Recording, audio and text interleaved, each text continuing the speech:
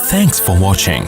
Don't forget to like, comment, share and subscribe to Mufti Tariq Masood, famous scholar. لیکن اصولی طور پر یہ فنکار بننا، اداکار بننا اسلام میں کوئی پسندیدہ کام نہیں ہے۔ اکثر لوگ یہ کہتے ہیں کہ بھئی فلاں کامیڈین ہے، وہ اس کو لوگوں کو ہنساتا ہے، وہ صبح و شام، تو لوگوں کو خوش کرنا عبادت ہے۔ لوگوں کو خوش کرنا یقیناً عبادت ہے، لیکن شرعی حدود کے اندر۔ علماء کہتے ہیں جو طنز و مزاح ہے نا، اس کی مثال ایسے ہے کہ کھانے میں جیسے چٹنی۔ دیکھو ہمارا بھی پورا بیان ہوتا ہے، تو پورا بیان کوئی مزاحیہ تھوڑی ہوتا ہے، بیان میں تو اصل پیغام ایک ہوتا ہے، اس میں درمیان میں مزاح بھی آ رہا ہوتا ہے تاکہ لوگ بور نہ ہو۔ ہمارے نبی صلی اللہ علیہ وسلم بھی مزاح فرمایا کرتے تھے، معاذ اللہ نقل کفر، ایسا تو نہیں تھا کہ آپ آئے ہی مزاح کے لیے، ایسا تو نہیں ہے نا، ایک اہم پیغام لے کر آئے، اس میں درمیان میں ہمارے نبی نے مزاح بھی کیا، اپنی ازواج سے بھی کیا، صحابہ سے بھی کیا۔ حدیث میں آتا ہے سب سے زیادہ مزاح ہم میں صحابہ نبی کیا کرتے تھے، صحابہ کہتے ہیں سب سے زیادہ مزاح کون کرتا تھا؟ نبی۔ تو مزاح تو اچھی چیز ہے، لیکن وہ کسی پیغام، کوئی بات چل رہی ہے اس کے ضمن میں، اگر آپ A to Z مزاح سے بات شروع ہو، درمیان میں مزاح اور مزاح ہی چل رہا ہو، کوئی اس میں میسج نہ ہو، تو پھر یہ ٹائم ویسٹنگ ہے، کیونکہ اللہ نے ہمیں اصل بڑے کام کے لیے، عبادت کے لیے پیدا کیا ہے، ہمیں طنز و مزاح کے لیے پیدا نہیں کیا۔ اس لیے میں یہ کہتا ہوں کہ جیسے کھیل ہے نا، بھائی آپ تھک جاتے ہو دماغی کام کر کے تو کھیل بھی لو، ورزش بھی کر لو۔ اب میں فار ایگزامپل صبح اگر دوڑ لگا رہا ہوں، تو دوڑ لگا کے بیٹھ جاؤ، پھر اب اصل کام کرو بھائی، جو کام کرنے کے لیے اللہ نے بھیجا ہے دنیا میں، دین کا کام کرو یا کوئی اور انسانیت کی خدمت کرو۔ اب میں بھاگتا ہی رہوں اور بھاگنے میں پلیئر بن جاؤں میں، یہ کوئی شریعت میں پسندیدہ کام نہیں ہے۔ لیکن کامیڈین بننا بذات خود اسلام میں پسندیدہ کام نہیں ہے۔ سمجھتے ہو بات کو کہ نہیں سمجھتے ہو؟ تو ایسا نہ ہو کہ آپ کہیں کہ مفتی صاحب ان کے لیے دعائیں مغفرت کر رہے ہیں تو ہم بھی کامیڈین بنیں گے تو مفتی صاحب ہمارے لیے بھی دعائیں مغفرت کریں گے، تو یہ سوچ نہیں ہونی چاہیے۔ میں آپ کو مشورہ دوں گا کہ آپ کامیڈین نہ بنیں۔ اور لوگ جو مجھے کہتے ہیں مفتی صاحب کامیڈین کے بارے میں تو یہ کہہ رہے ہیں نہ بنو، اور خود تو اتنی کامیڈی کرتے ہیں۔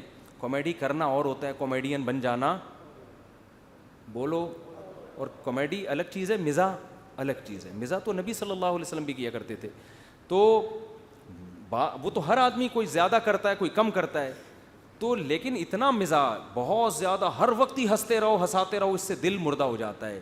نبی صلی اللہ علیہ وسلم نے فرمایا لو اعلم ما تعلمون لبکیتم کثیرا وَلَضَحِكْتُمْ قَلِيلًا، او کما قال صلی اللہ علیہ وسلم، فرمایا میں جو قبر کی ہولناکیاں جانتا ہوں، اگر تمہیں پتہ چل جائیں تو تم ہنسو کم اور رو زیادہ۔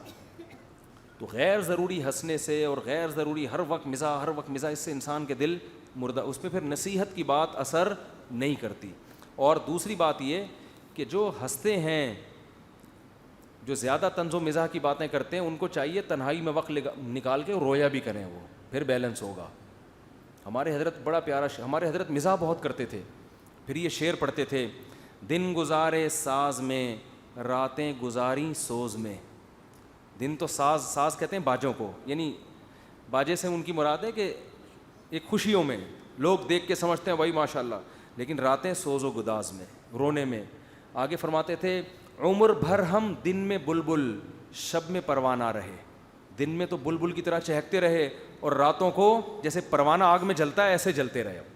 دن گزارے ساز میں راتیں گزاری سوز میں، عمر بھر ہم دن میں بلبل شب میں پروانہ رہے۔ تو یہ اہل اللہ کی حالت ہوتی ہے کہ اگر وہ ہنستے ہیں تو پھر تنہائیوں میں، اللہ ہمیں یہ بھی صفت نصیب فرمائے، تنہائیوں میں روتے بھی ہیں۔ تو ہنستے رہنا ہنساتے رہنا 24 گھنٹے یہی کام، یہ شریعت میں بہرحال اچھا کام نہیں ہے۔ مفتی صاحب ایسی نعت جو گانے پہ طرز پر اس میں ڈھول میں جانا ہو، نہیں بھائی گانوں کے طرز پہ نعتیں ٹھیک نہیں ہیں۔ مفتی صاحب اسلام میں صغرا کبرا کا کیا تصور ہے، کیا مطلب صغرا کبرا؟ مفتی صاحب آپ نے ہندو مسلمان بھائی چارگی کی اچھی مثال دکھائی قلات میں، شکریہ۔ مفتی صاحب کیا گھر میں پالنے والے مرغ، مجھے اگر پتا ہوتا یہ کلپ اتنا ہٹ ہوگا تو میں اس سے ڈبل اچھی مثال قائم کرتا۔ میں تو ایسے ہی گیا قلات میں، تو میں نے کہا یار دکھاؤ، یہاں اتنے امن سے رہتے ہیں تو ہم تھوڑا ایک میسج دے دیں لوگوں کو، دیکھو مسلمان کے بارے میں کتنا غلط امیج دنیا کو دکھایا جا رہا ہے اور کتنی تمیز سے رہتے ہیں۔ وہ ہندو نے بھی بڑا اکرام کیا ہمارا، تو مجھے پتا ہوتا اتنا ہٹ ہو جائے گا، تو کوئی اس نیت سے میں قلات گیا نہیں تھا، میں تو ویسے ہی گیا، میں نے کہا چلو یار ایک ویڈیو بنا لیتا ہوں میں تو اپلوڈ کر دیں گے، تو ایسا ہٹ ہو گیا۔ اس پہ اتنے اچھے ہندوؤں کے کمنٹس. اچھا ہو گیا. میں حیران ہوں کہ ہندو ہمارے بارے میں کیا سمجھتے تھے کہ ہم ایسے نہیں ہیں کیا. یعنی لوگ وہ ہندو کہہ رہے ہیں وہ اتنے اچھے, یعنی مسلمان ایسے ہوتے ہیں. تو بھائی ایسے ہی ہوتے ہیں مسلمان. ایک ہندو نے کلپ ریکارڈ کروایا کہ مجھے تو اب پتہ چلا کہ پاکستان میں مندر بھی ہیں. ہمارا تو خیال تھا یہاں اسلامی حکومت ہے, مندر تو ایک بھی نہیں ہوگا. او بھائی آپ کو غلط پٹیاں پڑھائی گئی ہیں. اسلام جب ہندوستان میں مسلمانوں کی حکومت تھی, گوروں نے لکھا ہے اس وقت ہندو, سکھ, عیسائی, مسلم جتنی امن شانتی کے ساتھ رہے آپس میں, اتنا امن و امان کسی اور دور میں نہیں رہا. مسلمان جہاں بھی حکومت کی ہے وہاں اقلیتیں بہت مزے سے رہی ہیں, لیکن معاملہ الٹا چل رہا ہے. دوسرے ہمارے حقوق کے لیے تیار نہیں ہوتے. کیا گھر میں پالنے والے مرغیوں کو کاٹ کر کھا سکتے ہیں؟ نہیں. مرغی کے لیے, مرغی کے بچے کو ہم فیڈ یا دوائی کھلا کر جلدی بڑا کر سکتے ہیں؟ نہیں. بڑا کر سکتے ہو بھائی, فیڈ کھلاؤ جلدی جلدی بڑا ہو جائے گا. مرغے کو کاٹ کے کھا جاؤ. کھا کیوں نہیں سکتے؟ تو کھاتے ہیں. آج جیسے تک فارمی مرغی ایجاد نہیں ہوئی تھی تو یہ گھروں کے مرغے ہی کاٹ کاٹ کے لوگ کھا رہے تھے. رہا یہ کہ چوزے کو جلدی فیڈ کھلا کے بڑا کر دیں تو یہ میڈیکل سائنس کا مسئلہ ہے. حلال تو ہے لیکن اس سے اس کے گوشت میں کوئی تبدیلی آتی ہے نہیں آتی, اس میں بہت اختلاف ہے. فارمی مرغی کے بارے میں کوئی کچھ کہہ رہا ہے, کوئی کچھ کہہ رہا ہے. کینسر کے اسپیشلسٹ سے میں نے پوچھا کہ فارمی مرغی سے کینسر پھیل رہا ہے, انہوں نے کہا ایسا کچھ بھی نہیں ہے, ابھی پاکستان میں مشہور ہیں یہ باتیں. تو میرا فارمی مرغی پر بیان تھا, میں نے ہٹوا دیا کیونکہ میں نے بہت حکیموں ڈاکٹروں سے سنا تھا اس میں یہ بیماریاں, اس میں یہ بیماریاں. ایک بہت بڑے کینسر کے اسپیشلسٹ سے جب سنا کہ اس میں کینسر نہیں ہے, میں نے سنا تھا کینسر ہے, جب ان سے میں نے کہا بھائی ہمارا کام نہیں ہے فارمی مرغی کو, ہے نہیں ہے مجھے نہیں پتا. تو غریب آدمی تو یہی کھا رہا ہے نا بیچارہ, اس کو دیسی کہاں سے کھائے گا وہ. تو کھاؤ دیسی چیزیں لیکن پروپیگنڈا نہ کھانی. جو دیسی میں بات ہے وہ انسانی ہاتھ جہاں لگ گئے وہ تو گڑبڑ ہو گئی, حقیقت ہے نا. تو اصل تو یہی ہے کہ دیکھو یہ جو دیسی چوزا ہے اس کو اوپر سے بھی پھینک دو گے نا نہیں مرے گا یہ. اس کو پکڑنے کے لیے پہلے آپ کو جمناسٹک کے کھیلوں میں شرکت کرنی پڑے گی, اس کے بعد یہ چوزا پکڑنے کی صلاحیت پیدا ہوگی. فارمی مرغی کو ایک دفعہ آپ نے پھینکا دوبارہ اٹھنے کے قابل نہیں ہوگی.